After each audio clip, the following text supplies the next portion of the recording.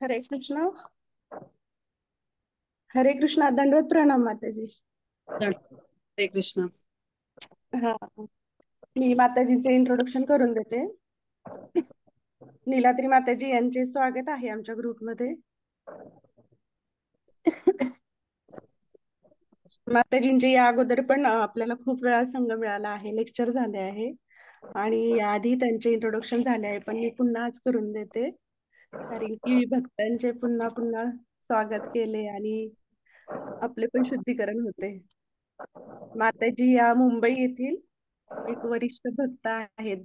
तसेच त्या तेथील काउन्सिलर पण आहेत आणि चैतन्यामध्ये त्या क्लास पण देतात. तसेच माताजींचे माहेर पुण्यामध्ये आहे.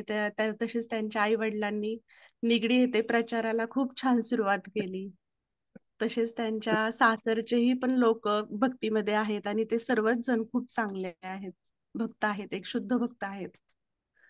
आणि माताजी, मी पुन्हा एकदा तुमचे स्वागत करते आणि तुमच्या लेक्चरला सुरुवात करावी अशी मी विनंती करते. हरे कृष्णा. हरे कृष्णा। अपना सेशन स्टार्ट होने के पहले मैं आपका धन्यवाद करना चाहती हूँ सभी का, जो मुझे आमंत्रण दिया बात करने के लिए। हालांकि ये जो टॉपिक है बहुत ऊंचा टॉपिक है। कोशिश करती हूँ बात करने के लिए जो मैंने सुना है या जो मैंने पढ़ा है। और उसके पहले आपने जो बोला शुद्ध भक्त, मैं बिल्कुल शुद्ध भक्त नहीं हूँ, आपके जैसे साधारण हूँ। इनफैक्ट आप लोग बहुत सिंसियर है मेरे से, क्योंकि आप ऐसे टॉपिक्स पे बात करते हो, चर्चा करते हो, और मुझ जैसे तुच्छ जीव को भी बुला के आप बात करने का एक मौका देते हो, तो उसके लिए मैं बहुत धन्यवाद देना चाहती हूँ। आज का सत्र हम चालू करेंगे। ओम अज्ञानतिमिरन्धस्य ज्ञानाञ्जनाशलाकया चक्षुरुन्मिलितं येन तस्मै श्रीगुरवे नमः। श्रीचैतन्यमनोभीष्टं स्थापितं येन भूतले स्वयं रूपा कदा मह्यं ददाति स्वपदान्तिकं। वन्देऽहं श्रीगुरो श्रीयुतापदकमलं श्रीगुरून् वैष्णवांश्च श्रीरूपं साग्रजातां सहगणा रघुनाथान्वितं त्वं सजीवं साद्वैतं सावधूतं परिजनसहितं कृष्णचैतन्यदेवं श्रीराधा कृष्णपदान् सहगणा ललिता श्रीविशाखान्वितांश्च। हे कृष्णा करुणा सिन्धु दीनबन्धु जगत्पते गोपेशा गोपिका कान्ता राधा कान्ता नमोस्तुते। तप्त कांचन गौरांगी राधे वृंदावनेश्वरी वृषभानुसुते देवी प्रणमामि हरिप्रिये। जय श्री कृष्ण चैतन्य प्रभु नित्यानंदा श्री अद्वैता गदाधार श्रीवासादि गौर भक्त वृंदा। हरे कृष्णा कृष्णा कृष्णा हरे हरे, हरे रामा राम राम हरे हरे। हरे कृष्णा कृष्णा कृष्णा हरे हरे, हरे रामा राम राम हरे हरे। हरे कृष्णा कृष्णा कृष्णा हरे हरे, हरे राम राम राम हरे हरे। हरे कृष्णा।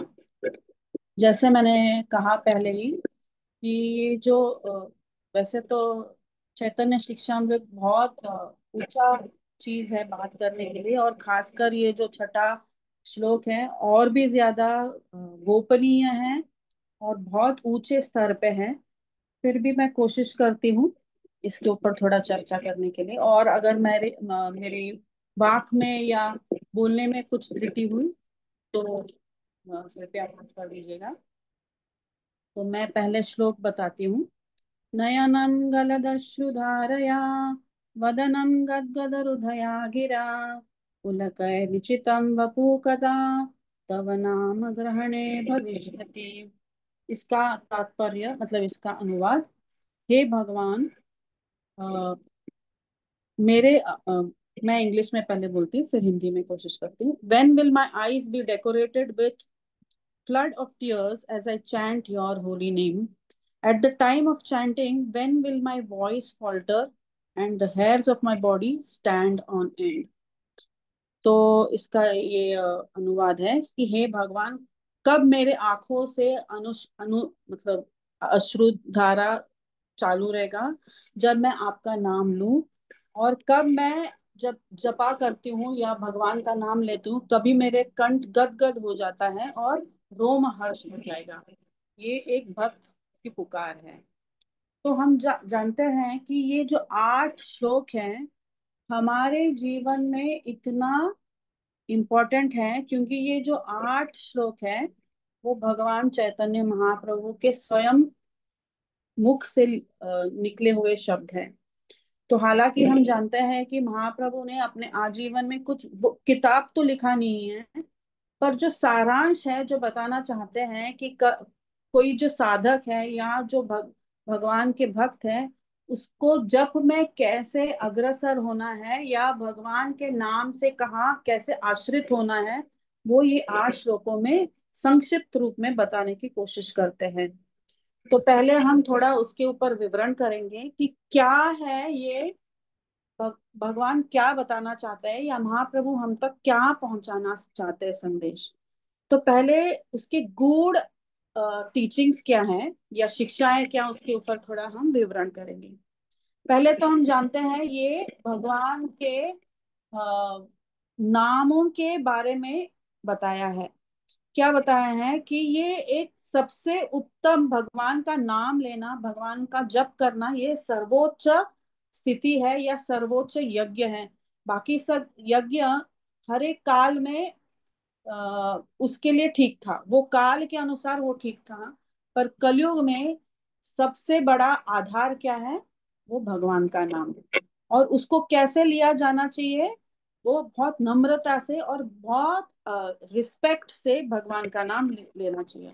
और जब हम लेते हैं तो हम जानते हैं कि हमारा जो चित्त है वो दर्पण के हिसाब से है, तुलना की गई है। तो दर्पण, अगर हम जाते हैं, सोचो अगर सुबह सुबह नहा के हम आईने के सामने जाते हैं और आईना एकदम अ, अच्छा नहीं है, एकदम खराब है या दिखता नहीं है, हमारा जो सूरत है वो दिखता नहीं है, तो उसको क्या करते हैं हम? उसको एक कपड़े से, गीले कपड़े से पोंछते हैं, और सूखने के बाद हम अपने मुख को उसको निहार सकते हैं, है कि नहीं? तो वैसे ही हमारा हमारी जो चित्त है वो पहले से ही बहुत सालों से बहुत कूड़ा पड़ी है, तो उसको चित्त शुद्धिकरण कैसे करते हैं हम? हरि नाम के द्वारा। तो जब लेते हैं तो हमारे जो अनर्थ है वो धीरे धीरे धीरे धीरे कम होने लगता है। वो किसके वजह से? वो हरि नाम की वजह से और भगवान की असीम कृपा से। तो हमारा जो अंदरूनी जो शुद्धिकरण होता है और हमको जो शुद्ध बनाता है, कैसे, किस माध्यम से? हम जब जपा करते हैं और ध्यान लगा के जप करते हैं। फिर चौथा है, भगवान की असीम कृपा के वजह से हमको जो भगवान ने दिए हुए नाम के आधार पर हम निश्चित रूप से अगर रोज नियमित रूप से जप करते हैं, शुद्ध करते हैं अपने चित्त को, तो हम भगवान के प्रति इतना अटूट संबंध निर्माण करते हैं कि जिस माध्यम से हम भगवान के पास ऐसे होते हुए महसूस करते हैं। कभी कभार हम देखते हैं ना कि हम जब नाम लेते हैं या मंदिर जाते हैं, भक्तों के संग में नाम जप करते हैं, हमारे गुरु के समक्ष जब नाम जप करते हैं, तो हम, हमारे कभी कभी ऐसे होता है कि हम अश्रु आते हैं हमारे आंखों से, कभी कभी रोमहर्षण हो जाता है, कभी कंपन हो जाता है हमारे हृदय में। ये सब जो विकार होते हैं वो किस वजह से होते हैं? कि हमारा जो संबंध है, क्योंकि हम नाम जप करते हैं तो हमारा संबंध जुड़ता है, और जब संबंध जुड़ता है तो हम, हमारी ये कोशिश रहती है कि उस संबंध को और गाढ़ बनाया जाए, और डीप बनाने की कोशिश करते हैं। तो वो कौन हमको प्रदान करता है? वो भगवान स्वयं ही उनके नामों के द्वारा हमको प्रदान करते हैं। और हम वो नाम के आधार पर या नाम रुचि के आधार पर हम अपने भक्ति में अग्रसर होते हैं और धीरे धीरे बढ़ने की कोशिश करते हैं। और आखिर में क्या आता है? हमको जो प्रेम, क्योंकि हमारा जो मूल लक्ष्य क्या है, नाम के आधार के द्वारा हम भगवान तक पहुंचे, भगवान की सेवा करें और आखिर में भगवान का प्रेम पाए। तो जो हमारा लक्ष्य क्या है, वो प्रेम है। तो नाम जप के माध्यम से हमको क्या मिलता है, भगवान का असीम प्रेम, और वो प्रेम महसूस भी करते हैं। तो ये पूरा जो चैतन्य शिक्षामृत है, ये जो पांच चीज है, ये मूल तत्व है। तो धीरे धीरे हम देखते हैं कि 8 श्लोक में मैंने जैसे बोला है, पहला श्लोक तो हमारा चित्त का शुद्धिकरण है। दूसरा है भगवान की असीम कृपा, भगवान के नामों में असीम शक्ति है, जिसके द्वारा हम जब नाम जपते हैं तो हम, हमारे मन में ये आता है, या हमारे मन में ये धारणा आता है कि हम एक्चुअली क्या है, हम तुच्छ है और हम नम्र है, और नम्र भावना से हम जपते हैं। तो हमारा जो शुद्ध स्वरूप है, जो आ, आ, क्या बोलते हैं, आध्यात्मिक लोक में हमारा जो सिद्ध स्वरूप है, उसको हम धीरे धीरे महसूस करने लगते हैं जब हम एक्चुअली नम्र होने की कोशिश करते हैं। तो ये क्या है, ये जब नाम जपते हैं, ये उसका मतलब जो रिजल्ट है वो ये होता है। फिर चौथा है कि जब हम नाम जपते हैं तो हमको भगवान की असीम भक्ति मिलती है, जिससे पांचवा हमको क्या मिलता है, हमारे एक्सटेसी मिलता है, जो एक्सपीरियंस मिलता है, जो हम कोशिश करते हैं नाम जप में, जैसे मैंने पहले भी बोला है कि अष्ट विकार होने लगते हैं धीरे धीरे, कोई कम मात्रा में, कोई ज्यादा मात्रा में। छठे में क्या मिलता है, जब हम हमारा संबंध बहुत गूढ़ होता है, तो हमारे भगवान के संबंध में हमको शरणागत महसूस होता है, ऐसे लगता है कि भगवान के बिना हमारा अस्तित्व ही नहीं है। और आखिर में प्रेम मिलता है। तो देखते हैं कि यहाँ पे पहले 5 श्लोक में क्या होता है, कि हम श्रद्धा निर्माण करते हैं। कैसे, क्योंकि हम नाम जपते हैं, जैसे सोचो, अगर हम एग्जाम्पल देते हैं, किसी से हमको प्रेम है, और सोचो कि उस वो प्रेम को हम और गाढ़ा बनाना चाहते हैं या और मजबूत बनाना चाहते हैं, तो हम क्या करते हैं, उनके बारे में हम ज्यादा सोचने की करते हैं, या उनको क्या पसंद है हम वही करने लगते हैं।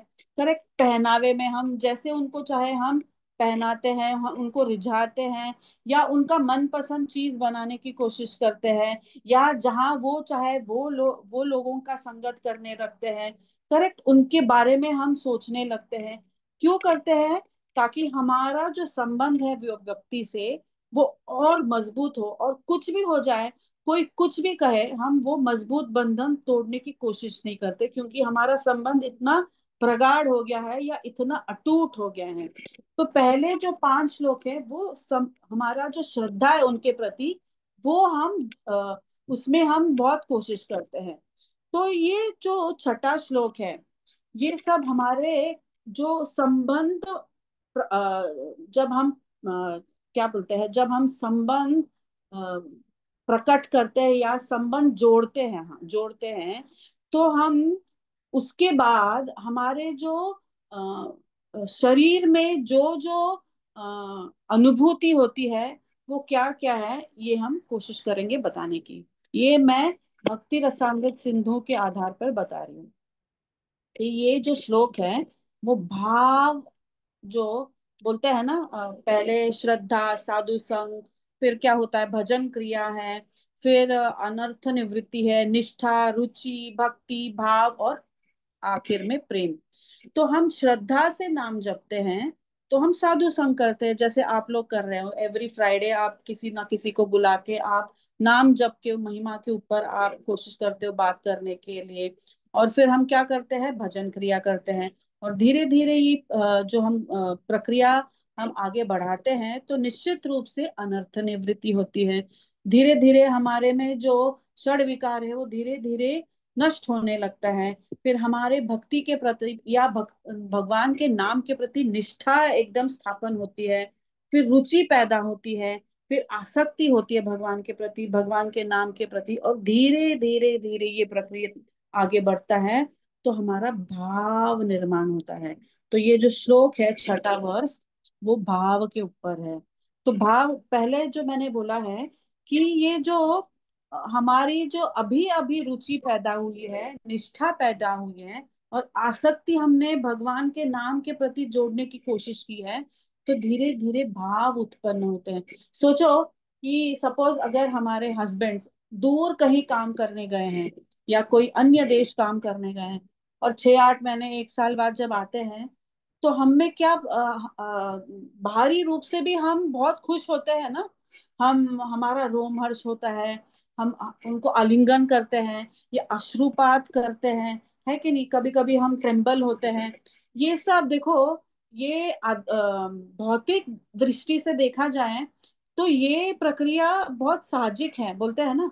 तो सोचो, हम जब भगवान के नाम के प्रति हम हमारा आश्रय या हमारी निष्ठा इतनी सुदृढ़ है, और हम रुचि उत्पन्न करते हैं भगवान के नाम के प्रति, तो हमको ऐसे विरह महसूस होता है।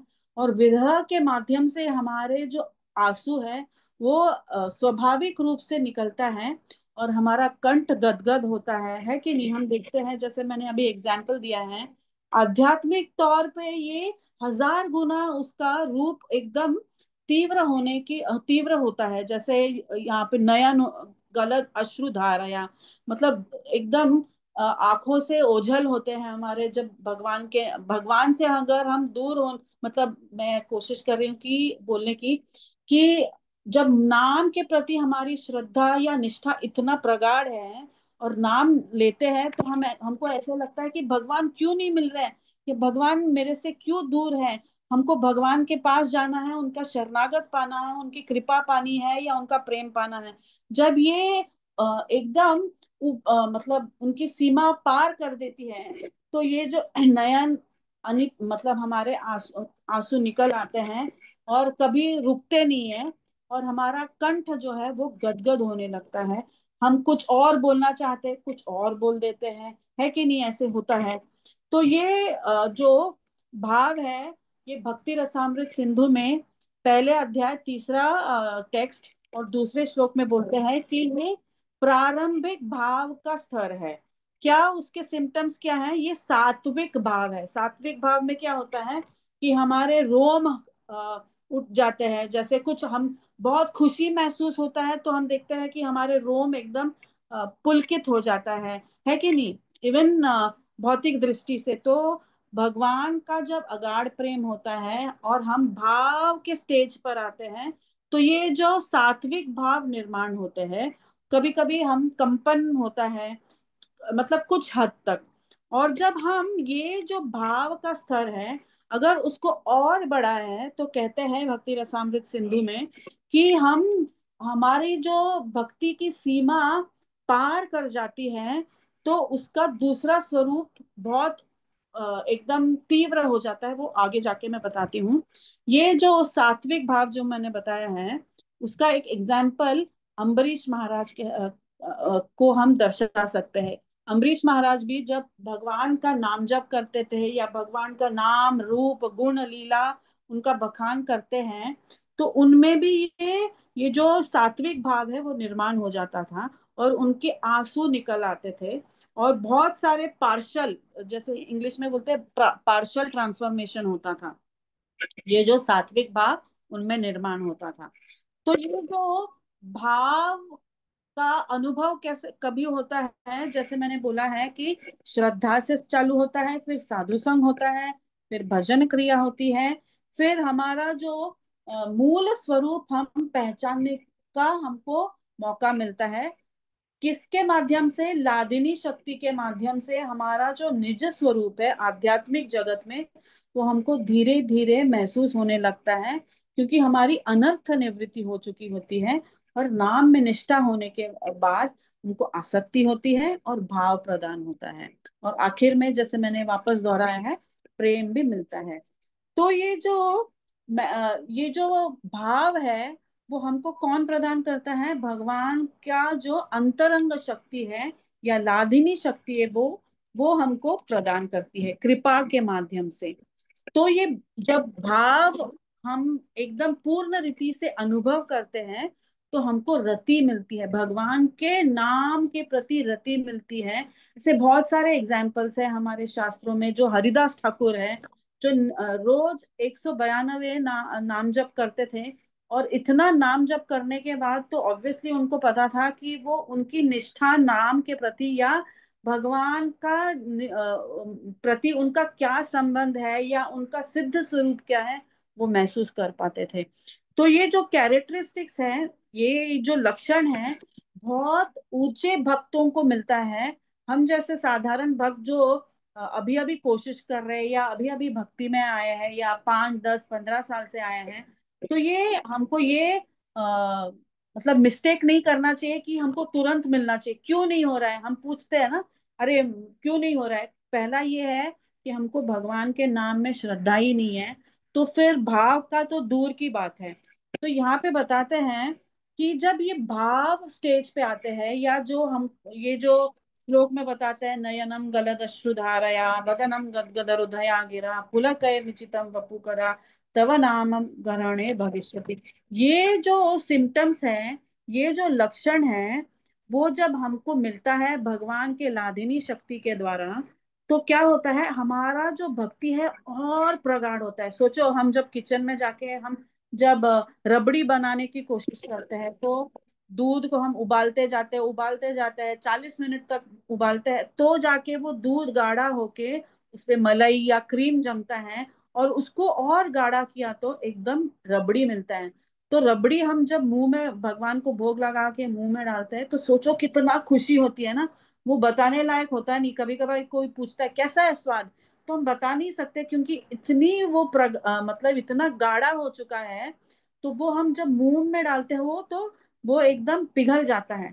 तो वैसे ही यहाँ पे बोलते हैं, जब आपका जो स्टेज है या आपका जो भगवान के प्रति जो रुचि पैदा हो गई है और आपको जो सिद्ध स्वरूप मिला है या पता चलता है, तो तब क्या होता है हमारे जीवन में, हमारा जो भगवान के नाम के प्रति इतनी निष्ठा हो जाती है कि वो कोई भी कुछ भी कहे तो हम उस पे ध्यान नहीं देते हैं, और भगवान के नाम में ही हमारी आश्रय होता है। हम भगवान में आश्रित होते हैं, या भगवान के नाम में हम आश्रय लेने लगते हैं।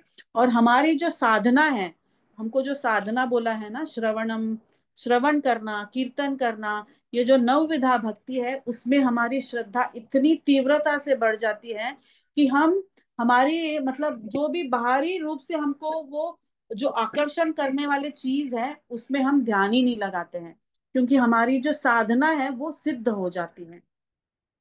तो ये जो स्टेज है, भाव का जो स्टेज है, ये जो विकार हम में होता है, वो 2 स्टेजेस में होता है। पहला है वो क्या बोलते हैं उसे, गौण लक्षण दिखते हैं। वो गौण लक्षण क्या है, अनुभाव और सात्विक भाव, 2 प्रकार के। एक क्या है, वापस मैं दोहराती हूँ, अनुभाव और सात्विक भाव। ये मैं वापस भक्ति रसामृत सिंधु में जो लिखित है वो बता रही हूँ। तो सात्विक भाव में मैंने जो बोला है पहले, जो अम्बरीश महाराज को हो रहे थे, जो लक्षण उनके शरीर पे दिख रहा था, जैसे शरीर में कंपन होना, कभी कभी आंसू बहना, ये होता है सात्विक भाव।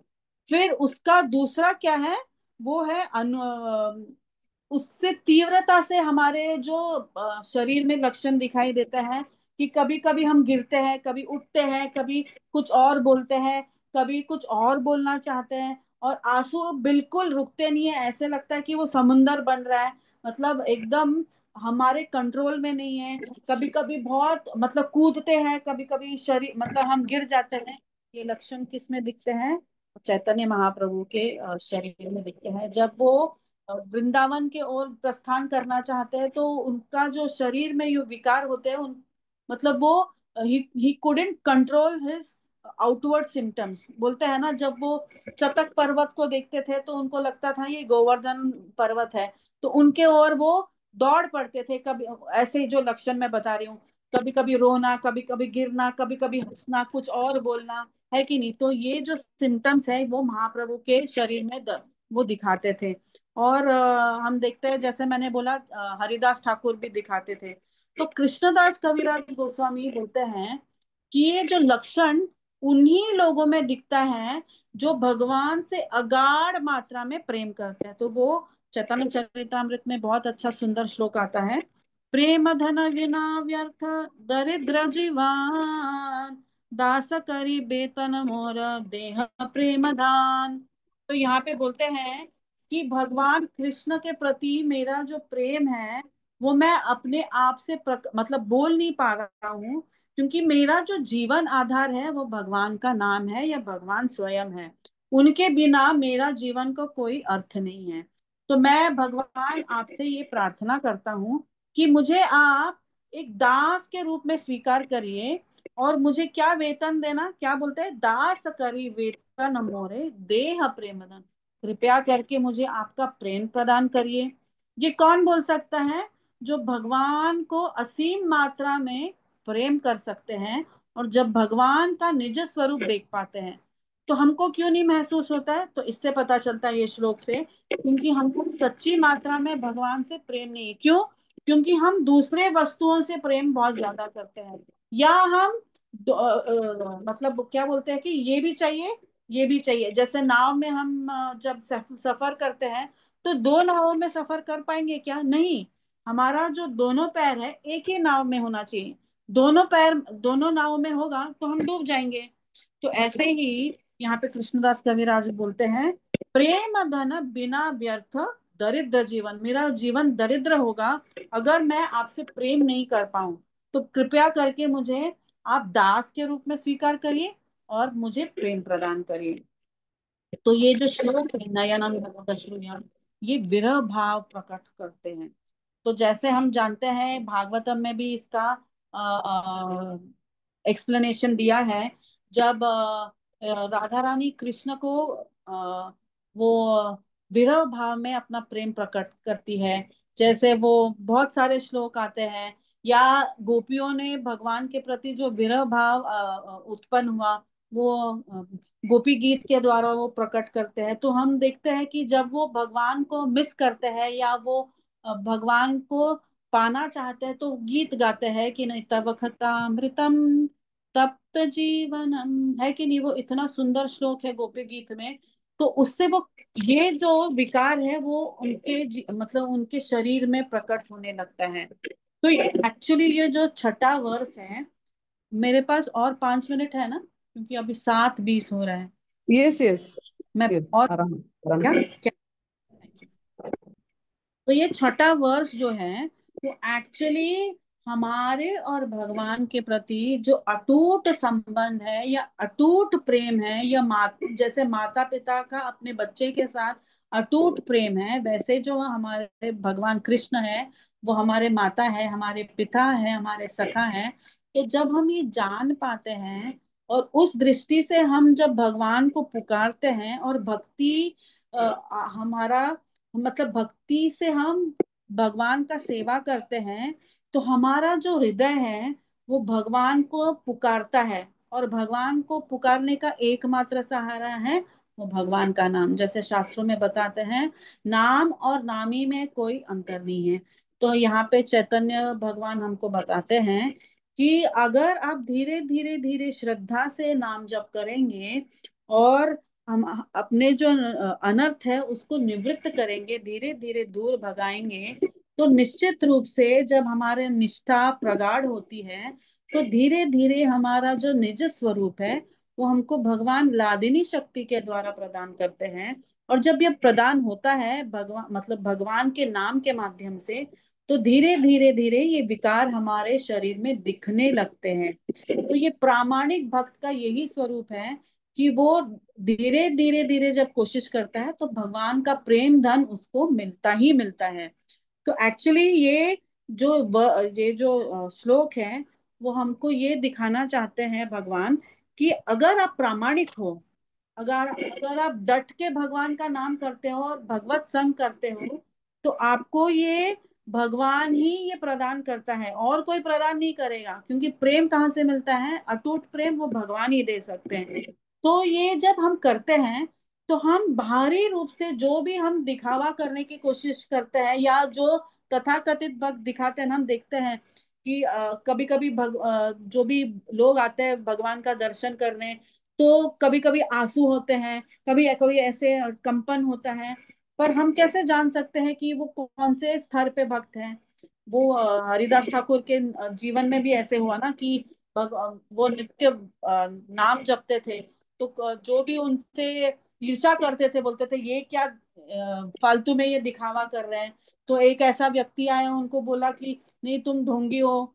तो हम जानते हैं कि जो सच्चा भक्त है वो कभी प्रकट नहीं करता है, पर धीरे धीरे उनको वो कोढ़ हो गया, और उनका जो नाक है वो कट गया कोढ़ के वजह से। तो जो बाहरी रूप से दिखाना चाहता है उसको क्या हम जो शुद्ध भक्त है वो पहचान सकता है कि वो कौन से स्तर पे है। तो ये जो वर्स है वो ऐसे शुद्ध भक्त का वो एक्सप्लेनेशन कर रहा है या एक्सप्लेन कर रहा है कि जो गूढ़ विश्वास रखता है कि भगवान ही मेरे माता है, भगवान ही मेरे पिता है, और वही मेरे सर्वस्व है, और उनका संबंध इतना अटूट होता है। तो बाहरी जो शो ऑफ है वो दिखाता नहीं है, पर वो अपना अंदरी जो मजबूत शक्ति है उसको और प्रगाढ़ करने की कोशिश करता है। भगवान का नाम का जो जप करने की वजह से वो शक्ति मिलती है, ऐसे बताते हैं यहाँ पे। और वो सुपरफिशियली वो कोई दिखाना नहीं चाहता है, क्योंकि उसका जो श्रद्धा है भगवान के प्रति वो निश्चित रूप से अंदरूनी रूप से मिला है। तो उसका जो ऊपरी शो है वो तो है ही नहीं, और उसका जो अंदरूनी अभिव्यक्ति है, अभिव्यक्ति मतलब एक्सप्रेशन, वो श्रद्धा के बल पे उसने इतना मजबूत किया है। तो ये आखिर में ये बताना चाहती हूँ कि तीन चीज ये श्लोक हमको बताता है कि हमारा जो भगवान के प्रति जो संबंध है या जो विरह भाव है वो ये श्लोक दर्शाता है। और हमको मानसिक स्तर पे या शारीरिक स्तर पे हमारी जो भक्ति है वो और डीप कर सकते हैं। किसके द्वारा? भक्ति के द्वारा, और दूसरा नाम जप के द्वारा। और हमको ये महसूस कराता है कि हमारा जो बाहरी दृष्टि से हमारा जो दृष्टिकोण है वो ठीक नहीं है, पर हमारा जो नवविधा भक्ति है उस पे अटूट श्रद्धा होना चाहिए, और हमारे भक्ति उस पे निर्भर होना चाहिए। क्योंकि हमारा जो भक्ति अगर बाहरी रूप से दिखावा होता है तो कभी ना कभी वो टूट जाता है और हमारा संबंध भी टूट जाता है। पर जब हम भगवान का नाम जप के माध्यम से हम अटूट श्रद्धा निर्माण करते हैं तो हमारा अंदरूनी शक्ति बढ़ता है, ये दूसरा है। और तीसरा है, हमको आखिर में महसूस होता है कि जो भगवान का नाम है वो भगवान से अभिन्न है, तो इसलिए नाम में भी वो शक्ति है। और नाम की शक्ति में हम अगर रुचि रखेंगे तो निश्चित रूप से प्रेम भी हमको मिलना चालू होगा। तो बेसिकली ये जो पांच श्लोक है वो संबंध पे निर्माण है। जो छठा है वो अभिधेय है। हम और सातवां और आठवां प्रयोजन है। संबंध कैसे? जैसे मैंने बोला, जब हम किसी से प्रेम करते हैं तो हमारा संबंध स्थापित करते हैं। और अभिधेय मतलब जो जो छठा श्लोक है, संबंध स्थापित करने के बाद हम क्या क्या करना चाहिए वो संबंध को एकदम अटूट बनने के लिए, ये सब होता है। वापस मैं दोहराती हूँ। नयनम गलदश्रुधारया वदनम गद्गदहृदया गिरा पुलकैर्निचितं वपुकदा तव नाम ग्रहणे भविष्यति। तो ये वापस मैं दोहराती हूँ कि ये संबंध हम जब भगवान से स्थापित करते हैं तो हमारा अभिधेय ये श्लोक है कि वो संबंध को और प्रगाढ़ बनाने के लिए और उसको अटूट बनाने के लिए हम अपना जप को और अच्छे से तीव्रता से जारी रखना चाहिए, ताकि बाकी मतलब भगवान के लादिनी शक्ति की कृपा की वजह से या भगवान की कृपा से हमको प्रेम भी मिल सकता है। क्योंकि आखिर में जीव का स्वरूप है भगवान का नित्य दास बनना, और दास बनने के बाद हम भगवान को प्रार्थना कर सकते हैं कि कृपया आप हमें प्रेम प्रदान करें। हरे कृष्ण। कुछ भी त्रुटि हो जाएगी तो प्लीज माफ कर दीजिए, क्योंकि ये श्लोक बहुत ऊंचा अ, ये श्लोक है। पता नहीं मैंने ठीक से एक्सप्लेन किया कि नहीं। तो अनंग गोपी, कुछ आप ऐड करना चाहते हो या कुछ मिस्टेक है तो आप बता सकते हो।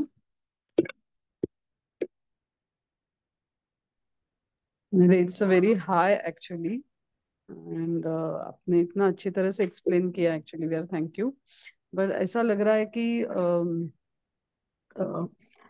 वी आर तो नॉट लाइक दिस वर्ड्स बोलने के लिए भी हमारी पात्रता नहीं है, लेकिन एक गोल है कि जिधर तक हमको एटलीस्ट वी नो कि वहां तक हमको जाना है। Thank you. हाँ, तनुजा माता जी। हाँ, हरे कृष्ण, दंडवत प्रणाम माताजी। मी मराठीमध्येच करते, म्हणजे तुमचा आभार व्यक्त करते. आपण अतिशय सुंदर असं विवेचन केलं त्या 6व्या श्लोकाबद्दल, त्याबद्दल आपलं अतिशय आभार. आपण जे सांगितलेत की पहिले 5 श्लोक हे आपल्यामध्ये श्रद्धा वाढवतात आणि त्या 5 श्लोकानंतर आपण 6व्या श्लोकापर्यंत पोहोचतो की जो विरह भावामध्ये आहे.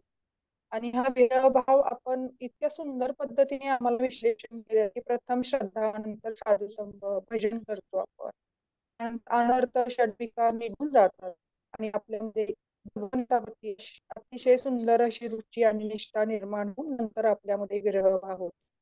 आणि हा जो भाव आहे किंवा ही जी शक्ती आहे ती आपल्याला लाडी निष्ठामुळे प्राप्त होते. अतिशय सुंदर असं आपलं मार्गदर्शन आम्हाला मिळालं आणि त्यामुळे आपली भक्ती खूप प्रगाढ होते आणि आपण भगवंता चरणी आपलं प्रेम करत असतो. अशा पद्धतीने आपण जे सुंदर मार्गदर्शन आम्हाला केलं त्याबद्दल आपले खूप खूप आभार आणि असंच मार्गदर्शन, असाच आपला संघ आम्हाला वारंवार मिळेल ही भगवंता चरणी प्रार्थना. थँक्यू सो मच माताजी. धन्यवाद. किती मस्त बोलते. मी तर एकदम तडफडत होते बोलताना, पण तुम्ही मस्तपैकी सगळं काही सांगितलं. थँक्यू. एक मिनिट, कोणाला काही प्रश्न आहेत का? हरे कृष्ण माताजी. संधिनी एकच मिनिट अनम्यूट करते सगळ्यांनाच एकच मिनिट. फक्त अनम्यूट कर आणि विचार. हा संधिनी अनम्यूट करावं लागेल. हरिबोल माताजी. दंडवत प्रणाम. नेहमी सारखंच तुमचं खूप छान उद्बोधक आणि खूप सुंदर, म्हणजे तसं पाहायला गेलं तर हे श्लोक समजायला खरंच खूप कठीण आहेत. आपण रोज म्हणतो ते शिक्षाष्टकम, पण खूप अवघड आहे कारण त्याचा स्तर तुम्ही जसं सांगितला तो खूप दिव्य असा स्तर आहे. आणि मला एक प्रश्न होता की कधी कधी असं होतं की आता आपण ते वाचतो आणि आपल्याला ते कळतं की ते ऍक्च्युली खूप दिव्य स्तरावर आहे, ते दिव्य लक्षण. मग कधी कधी आपल्या भक्तीमध्ये असं होऊ शकतं की कधी एखादी आध्यात्मिक कृती असते, जसं जप असेल किंवा काही आपल्या भावना आपण रिव्ह्यू करतो, त्यावेळेस असं की सुरू येतात आणि एकदम भावनिक होतो आपण. तर असं वाटतं की म्हणजे ती भावना ती जी आहे, तर आपल्याला खूप असं हे होऊन जातं एकदम की भगवंतांशी एकदम असं कनेक्ट नाही म्हणू शकत, पण त्या भावना आपल्या हे होतात आणि त्या अशा खूप काही क्षणापुरत्या असतात. तर मग ते आपण कसं समजायचं की एखाद्याने किती भावनिकता असेल बा म्हणजे तो तर ते जे तुम्ही शिक्षाष्टकमवर सांगितलं तिथपर्यंत तो तर काही विषयच येत नाही. परंतु कधी कधी भावनिकता ही आपल्याला, आपली भावनिकता असते तीच आपल्याला कधी कधी वीक पण बनवते. तर मग ते कसं समजायचं की ही भावनिकताच आहे का, किंवा आपल्या हृदयामध्ये खरोखर काही क्षण का होईना थोडस एक भक्ती भावना थोडीशी का होईना जागृत होतीये. दिव्य भाव, ते दिव्य स्तर तो तर वेगळाच आहे, पण एक किंचितशी का होईना भक्तिमय थोडीशी एक काही क्षणापुरतं थोडस एक हृदयापासून येतंय आपल्या मनामध्ये. तर ते आपण कसं समजून घे. बहुत अच्छा क्वेश्चन है आपका. तो आई थिंक महाराज को भी एक पूछा था. तो जब तक हमारा जो हिंदी में बोल रही हूँ, मला मराठी जास्त यस बोलता येईल. माताजी, yes. महाराज को भी शायद एक भागवतम के बाद ऐसे क्वेश्चन पूछा था. तो होता है, आप जो बोल रहे हो ना, कभी कभार हम भी जाते हैं भगवान के सामने, भक्तों के साथ जाते हैं या कुछ अच्छा सुनते हैं, तो नेचुरली हम में भी वो सेंटिमेंटल या इमोशनल हो जाते हैं. तो हमको हमको मतलब if I understood the question right, कि वेदर इट इज करेक्ट या अनकरेक्ट है, वो आप पूछ रहे हो ना. येस तो माताजी. करेक्ट ना. हम्म. अगर सेंटिमेंटल है या सच्चा है, उसमें क्या भेद है वो आप पूछ रहे हो ना. तो होता है ऐसे, बहुत बार होता है, हम भी जाते हैं तो हमें भी ऐसे विकार निर्माण होता है. पर अगर हमको वो वीक करता है और हम शो ऑफ करने लगते हैं, देखो कभी कभार ऐसे होता है ना, कोई रोता है तो हम सबके सामने एक प्रदर्शन करना लगते हैं. हम्म. ऐसे तो एग्जाम्पल किधर था, प्रभुपाद जी ने शायद बताया था. तो उनको, हाँ प्रभुपाद ने बोला, हाँ किसी ने जाके प्रभुपाद से पूछा कि वो देखो भक्त कितना उच्च कोटि है, वो देखो भगवान के सामने जाके अश्रुपात कर रहा है, रोमहर्ष हो रहा है, अष्टविकार दिख रहा है. तो प्रभुपाद जी ने क्या बोला, जाके उसको 2 लात मारो तो पता चलेगा वो कौन से स्थिति पे है. तो ऑब्वियसली हमको करना नहीं है ऐसे, पर उसका जो तात्पर्य है कि जो दिखावा करता है ना, वो तब के लिए होता है. उसका जो अनुभव है ना, उसको और डीप लेके नहीं जा सकता है. उसका मतलब मैं कोशिश कर रही हूँ बताने का कि वो सिर्फ दिखावे के लिए सुपरफिशियल है, जैसे मैंने वो श्लोक में भी बताया ना, मतलब और एक बार बोलती हूँ कि जब हमारा जो प्रामाणिक भक्त है, जो भक्त है, अगर वो नाम के प्रति या जो भी नवविधा भक्ति के एक जो भक्ति है प्रकार, उस पे वो प्रामाणिकता से फॉलो कर रहा है ना, तो उसका जो कनेक्शन है भगवान के प्रति, वो बाहरी दृष्टिकोण से ऊपर है। वो सिर्फ दिखावा के लिए नहीं करता है, सुपरफिशियल नहीं करता है, ऊपरी भाव से नहीं करता है, पर उसका जो अभिव्यक्ति है, मतलब उसका जो एक्सप्रेशन है भक्ति में, वो बहुत डीप है, वो अंदरूनी होता है। उसका जो कनेक्शन है भगवान के साथ, वो दूसरों को नहीं समझता है, क्योंकि वो अंदर में वो महसूस कर रहा है, वो बाहरी रूप से नहीं दिखाएगा। बहुत बार ऐसे होता है, देखो प्रभुपाद में हाँ, ये मूल प्रकृति माता जी ने एक बुक निकाला, प्रभुपाद के जो शिष्य है उनका जो संबंध है प्रभुपाद के, आपने सब पढ़ा रहेगा मूल प्रकृति का माता जी का बुक। तो उसमें ना एक अच्छा पास टाइम आता है कि प्रभुपाद जी जब मतलब अ, मंदिर जाते थे और दिव्य दर्शन करते थे, ऑब्वियसली उनके आंखों में कभी आंसू होते थे, और पर जब देखते थे ना कि दूसरे लोग उनको देख रहे हैं, वो दिखाते नहीं थे, क्योंकि वो दिखावा नहीं है ना। भगवान के सामने हम जाते, हाँ कभी कभी आते हैं तो हम पहुंच लेते हैं, पर उसका दिखावा नहीं करते हैं। जब दिखावा करने लगते हैं ना, तो फिर भक्ति क्या है? वो भक्ति नहीं है, फिर वो सिर्फ दूसरों को आकर्षित करने के लिए करते हैं। ऐसे बहुत आते हैं ना कि ऐसे कूदते हैं, या बहुत ऐसे होते हैं, मैं उसके ऊपर विवरण नहीं करना चाहती हूँ। पर इसका जो जो अनुवाद कृष्णदास कविराज गोस्वामी ने कहा है कि हमारा जो प्रगाढ़ भक्ति जब पैदा होता है ना, तो हम बाहरी रूप से दिखाते नहीं। हमारी जो भक्ति है ना, वो तीव्रता से हम अंदर में उसको जगाने की कोशिश करते हैं, वो दिखावा पर स्थिर नहीं है। तो हमको ये कब पता चलता है? एक तो हमें खुद पता चलता है, क्योंकि हम अपने आप में बेस्ट जज है ना, हमको पता है कि हम दिखावा कर रहे हैं या असलियत में भक्ति कर रहे हैं। वो पहले जज हम ही हैं। दूसरा तो हमारे जो फ्रेंड्स हैं वो भी बता सकते हैं, जो हमारे समवय हैं या हम हमारे साथ भक्ति में आए हैं। बोलते हैं ना, पहला तो वरिष्ठ भक्त है, फिर हम जैसे भक्त है, फिर हमसे हम हमारे बाद जो आए हैं वो तो हमको नहीं बताएंगे, पर हमारे जो समवय हैं उनके साथ हमारा अच्छा संबंध है, तो वो बता सकते, ए नीलाद्री तू बराबर नहीं कर रही, ऐसे नहीं कर रही, वैसे नहीं कर रही है। या उसके ऊपर भी हमारे जो गुरु है या शिक्षा गुरु है वो भी बता सकते हैं शिक्षा के माध्यम से। तो एक्चुअली बहुत सटल है। ग्रॉस लेवल पे वो बता सकते हैं, पर सटल लेवल पे हमको महसूस होता है कि हम गलत है कि नहीं? अगर हम दिखावा कर रहे हैं तो हमको हमको खुद ही पता चलता है कि हम गलत है। तो सेंटिमेंटल सी, ऐसा नहीं है कि भगवान के सामने जाके रोना वो गलत है, पर वो दिखावा करना गलत है। समझ रहे हैं आप? होपफुली हाँ मैं ये समझ Anang Gopi, you uh, want express something?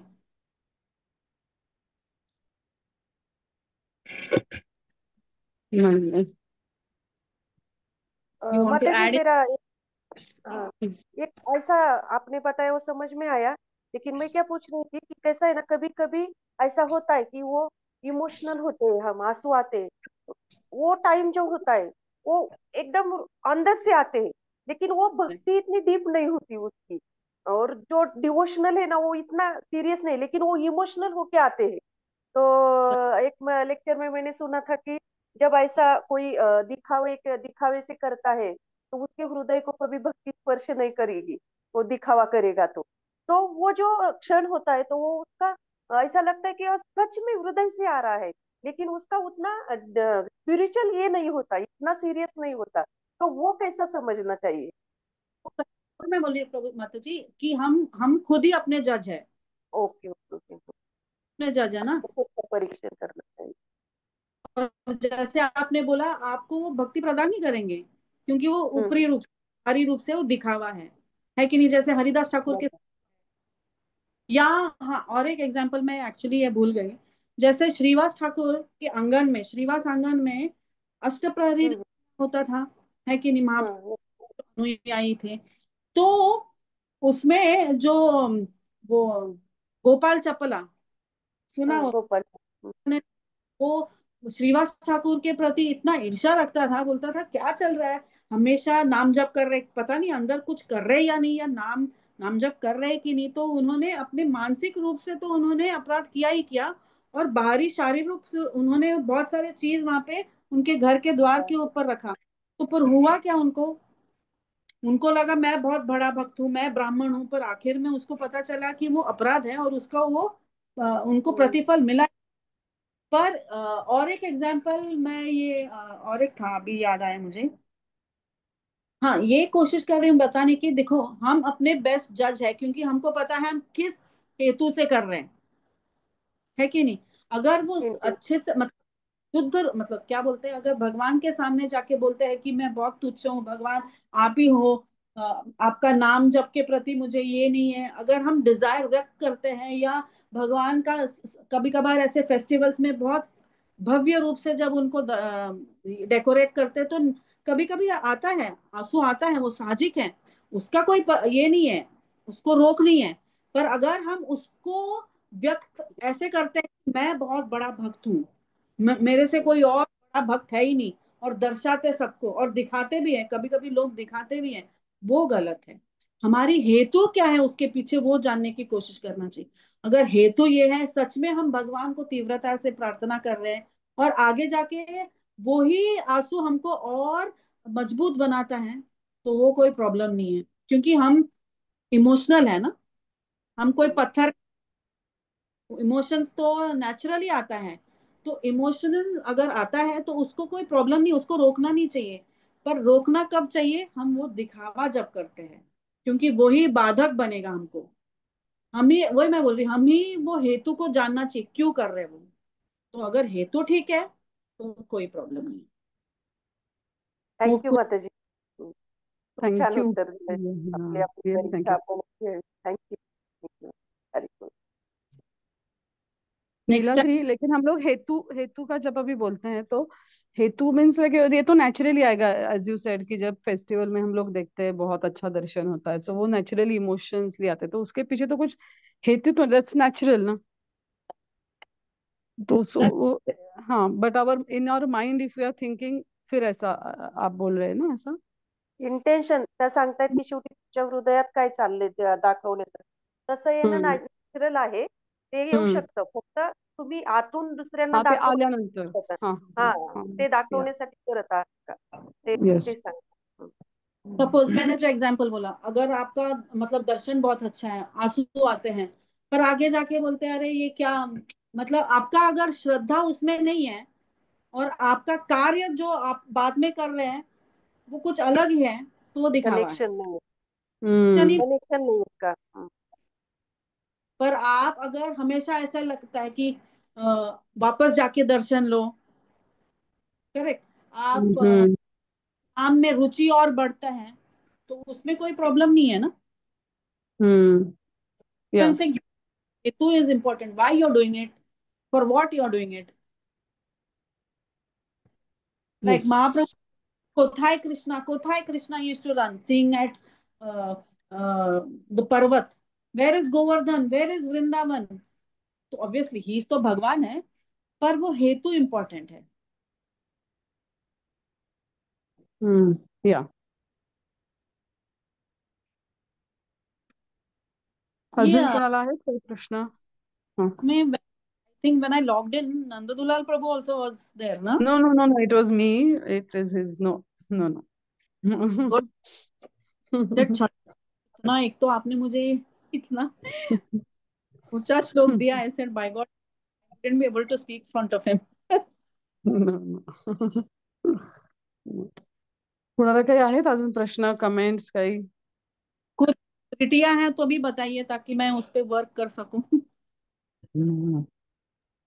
हरी बोल माताजी, दंडवत प्रणाम माताजी. हा माताजी, मला हे पण सांगायचं होतं की अजून कसं आपण आपले अजून जे आपण दर्शन करताना वगैरे जे कंठ दाटून वगैरे येतात, आपले अश्रू वगैरे येतात, पण आपण हे पण रिलेट करू शकतो की अजून आपल्यामध्ये किती काम, क्रोध, मोह, मत्सर अजून सुद्धा आहे. अजून सुद्धा आपण चांगली साधना करत नाहीयेत. अजून रेग्युलेटी नाहीये. अजून सुद्धा आपले नामजप चांगले होत नाही. याच्यावरूनच लक्षात येतं की अजून आपलं स्तर खूप वरचा, अजून भक्तच आपण नीट झालेलं नाहीयेत. तर हा स्तर गाठणं खूप अवघड आहे अजून आपलं. पण हे फक्त एक आपले इमोशन्स आहेत की जे नॅचरली येऊ शकतात.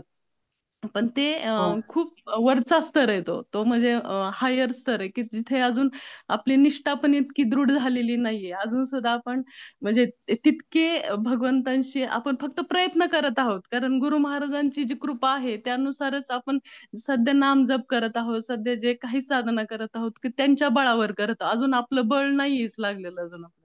तर मग आपल्या बळावरती अजून आपण काहीच करत नाहीये. मग त्याच्यामुळे खूप म्हणजे हे खूप वरचा स्तर आहे आणि खूप हायर स्तर आहे अजून.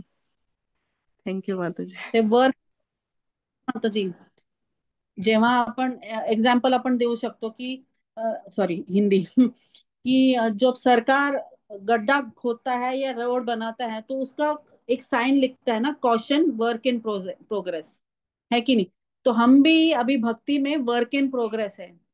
ये जो भाव स्टेज है ना, वो जैसे मैंने बोला है कि जब आप हमारी निष्ठा भगवान का नाम के प्रति इतनी प्रगाढ़ होती है और कोई बाहरी रूप से हमको कोई तोड़ नहीं सकता है, और हमारी रति भगवान के नाम के प्रति इतनी बढ़ती है, तो भगवान ही हमको लादिनी शक्ति के द्वारा हमको ये भाव प्रदान करती है।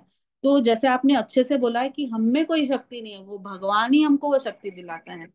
तो अगर हम सोचेंगे कि हम ही कर सकते हैं, तो वो नहीं है। वो भगवान ही हमको रिजल्ट देता है, या भगवान ही हमको वो रिवॉर्ड देता है। एक्चुअली भगवान ही सब कुछ करते हैं। जब तक वो हमको वो रियलाइजेशन नहीं मिला ना, तब तक हमारी जो भक्ति है ना वो सुपरफिशियल है। आपने बहुत अच्छे से बोला है कि भगवान ही हमको सब कुछ देता है।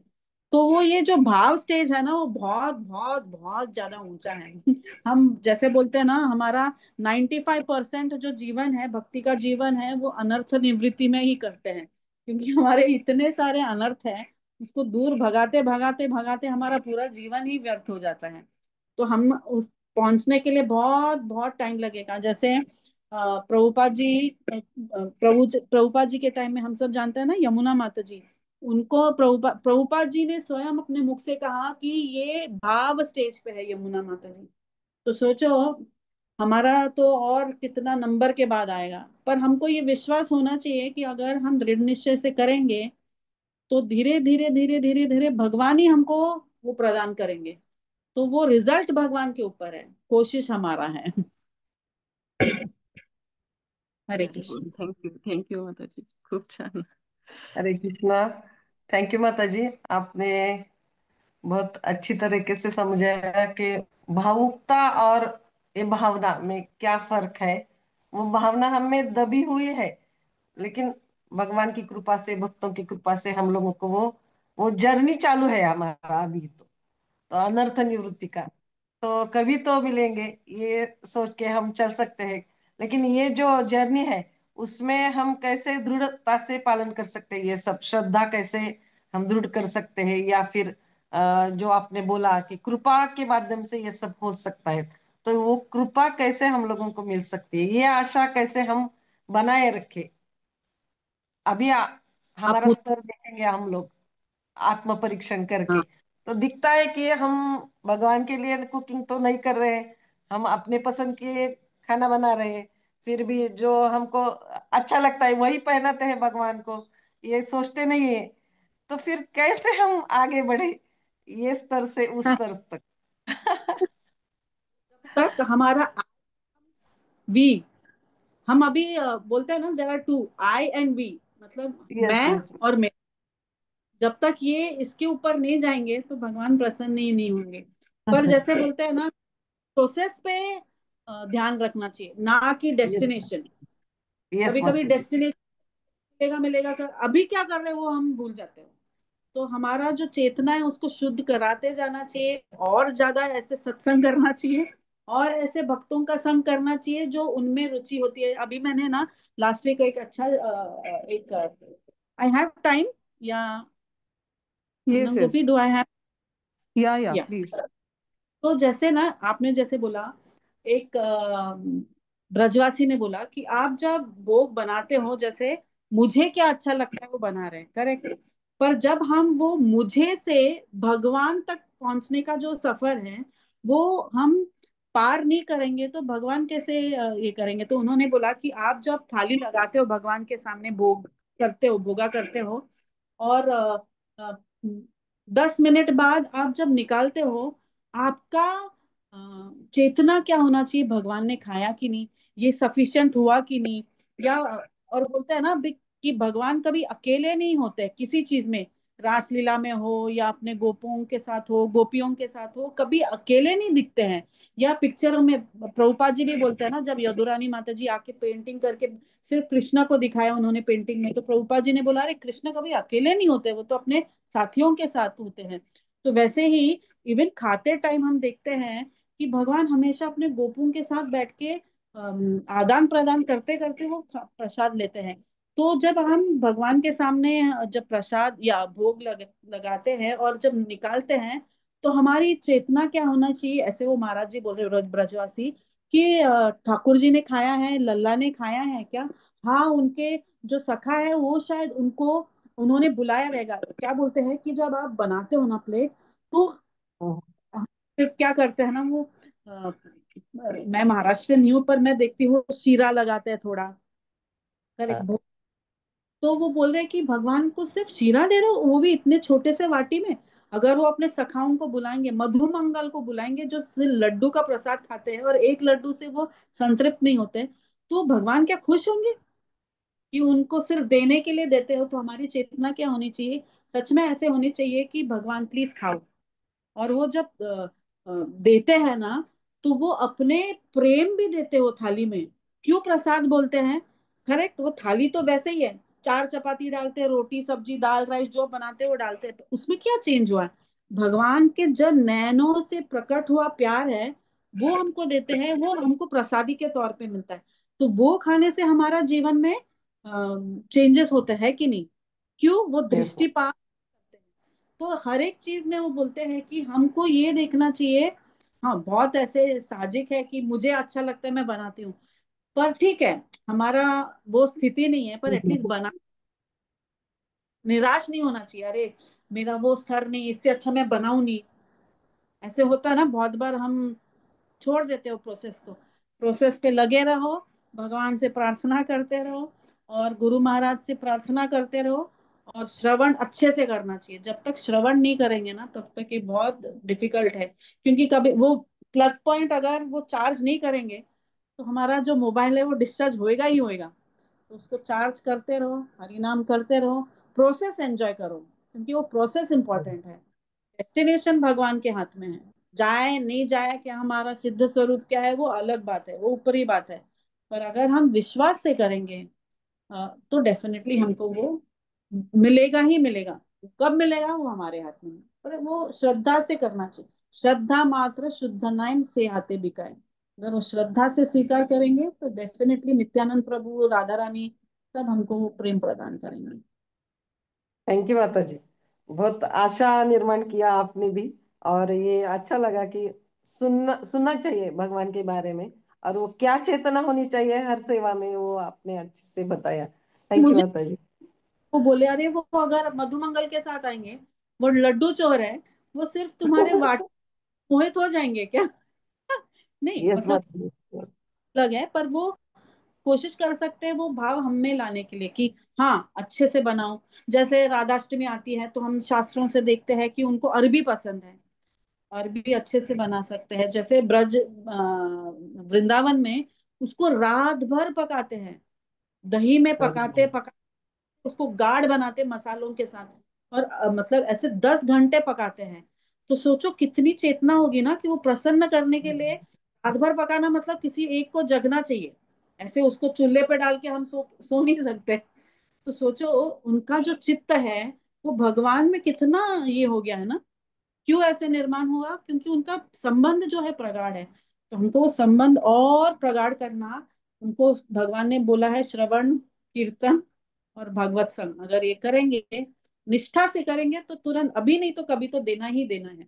और कितने सारे एग्जाम्पल्स है ना। मेरे को लगा एक, आपने भी सुना रहेगा, एक सातारा में एक माता जी थी जो शायद वो लास्ट स्टेज था उनका।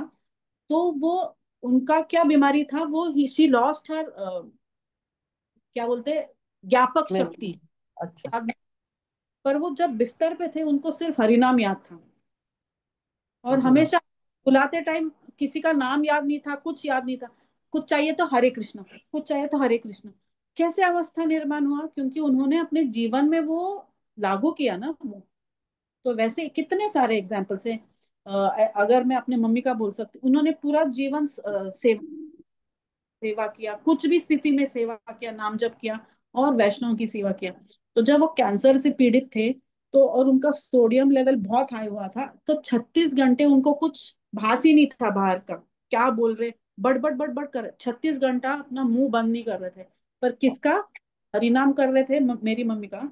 और वो नित्यानंद प्रभु प्रभु का दर्शन ले रहे थे, मतलब ऐसे ऐसे कर रही थी मम्मी। और रो रहे थे और बोल रहे थे कि हरिदास ठाकुर कितने ऊंचे पद पे थे, मतलब कितने उच्च कोटि के भक्त थे कि वो हमारे लिए इतना 22 मार्केट में उन्होंने मार खाया और फिर भी उनके मुख से हरि नाम लिया। और ऐसे रोते रोते वो लीला वो स्मरण कर रही थी। तो गिरिराज महाराज बोल रहे थे कि हमको कुछ मतलब हमारे भक्ति में ऐसे हम प्रार्थना नहीं करने की जरूरत नहीं है कि मुझे ये चाहिए वो चाहिए। अगर हम निष्ठा से करेंगे ना, तो हमको गोपियों ने हमको जो दर्शाया है, गोपियां क्या कर रही थी, अपने घर में काम कर रहे थे, सेवा कर रहे थे सास ससुर का, बच्चों का। और वो काउडंग कर रहे थे ना, मतलब वो क्या बोलते हैं, गौरी चेना। वो कर रहे थे। फिर भी उनके जो कार्यों में वो भगवान में सम्मिलित करके कर रहे थे ना, करेक्ट हाँ, कर्म कर रहे थे। तो कर्म को भक्ति योग में कैसे उन्होंने ट्रांसफॉर्म किया? भगवान का स्मरण करते करते। तो भगवान का नाम चिंतन करना, लीलाओं का स्मरण करना और भक्तों का संग करना, अगर ये तीन चीज करेंगे तो निश्चित रूप से हम देखते हैं कि दूसरे भक्तों ने जो प्रेम मिला है आखिर में, वो हमको भी मिलेगा। क्यों नहीं मिलेगा? अगर प्रोसेस फॉलो करेंगे तो रिजल्ट ही मिलेगा ना। Process thank you enjoy. माता जी।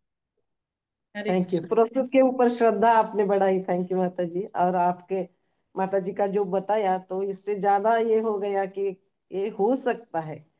ऐसे बहुत सारे हैं एग्जाम्पल्स जो लास्ट में उनको, अच्छा अभी जस्ट यस्टरडे हमारे जो एक ग्रुप में एक माता जी है, उनके जो ब्रदर है वो कुछ आई थिंक ब्रेन हैमरेज से उनका कोमा में चले गए।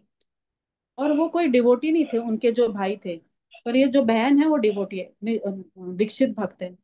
तो बोल रही थी कि उन 3 टाइम में वो चेंज करते थे, मतलब सेवा करने के लिए केयर टेकर। पहले वो अच्छा। जाते थे, लड़का आता था, फिर उनकी वाइफ आती थी। तो वो एक्चुअली जिस दिन गुजर गए वो, ये माता जी थी, वो उनके भाई के साथ थी। तो संडे था, संडे ब्रज बिहारी कुमार प्रभु जी का लेक्चर था और उसके बाद कीर्तन था। कीर्तन सुनते सुनते ये जो भाई थे कोमा में थे, और वो उनका देहांत हो गया। सोचो ऐसे कैसे मौका ना हो, कभी भक्ति मतलब इस्कॉन में नहीं आए या अपना शायद करते रहेंगे, पर उसी समय भक्त का होना और उससे हाँ। भगवान का नाम सुनना, क्या ये है ना। तो प्रोसेस पे ध्यान रखना, डेस्टिनेशन यस मिलेगा माता। ही। बस में बैठना चाहिए। ये नहीं कि मैं अगर बारामती आऊं, बीच में कोई अच्छा लगा मैं उतर जाऊं, बारामती पहुंचो ही नहीं। पहुंचेंगे, रहो या ट्रेन में रहो।